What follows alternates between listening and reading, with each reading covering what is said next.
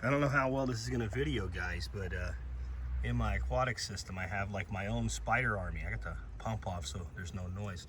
We see one guy, he's out there. Another guy right there. Probably should say gals, huh? Did I misgender him?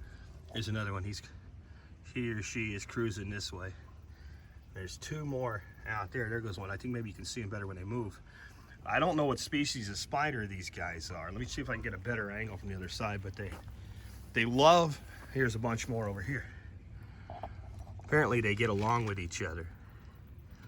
And they love making webs over water. And I've always had them. And again, he's right about there going, see? And then there's two more right there. I don't know if you can see them. Here's their web form, if you can see that. It's really hard with the sun pounding on it right now.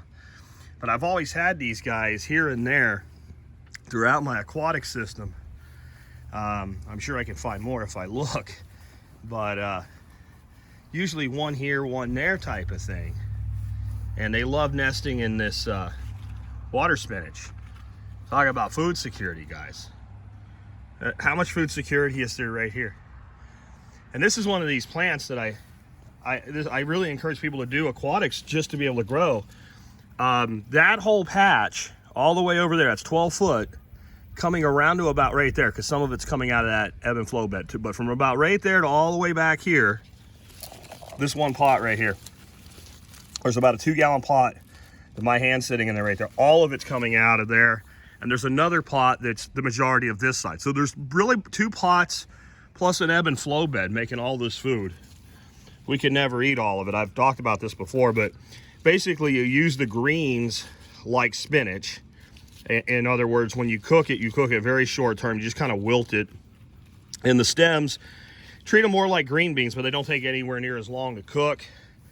And the stems are good up to about that size. And when they get, that would probably be fine. Anything bigger than that, it gets woody and you just don't want it. I might get some actual true seed this year. I usually just propagate this from cuttings. But it does look like I've had some pollinator action on some of them. I've had it flower a lot for me. I've never had it produce seed, but it's produced flower earlier this year. So if we don't get an early frost, maybe, well, there's another, I don't see Mr. and Mrs. Spider, but there's another one of those webs there. But those guys, if any of you guys know what those spiders are, let me know. I'd like to know what species of spider calls my pond home. There's actually a lot of them, but these guys here, they must have heard me talking there. There's one there.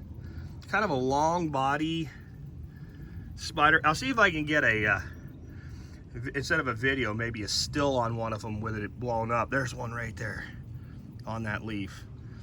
They kind of fold their legs straight like that when they're at rest. I bet you if I give them a little touch, there he goes, right?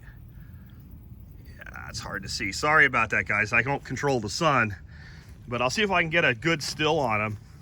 Put a link to it in the video notes, and maybe somebody out there that knows more about arachnids than me can tell me what we're looking at.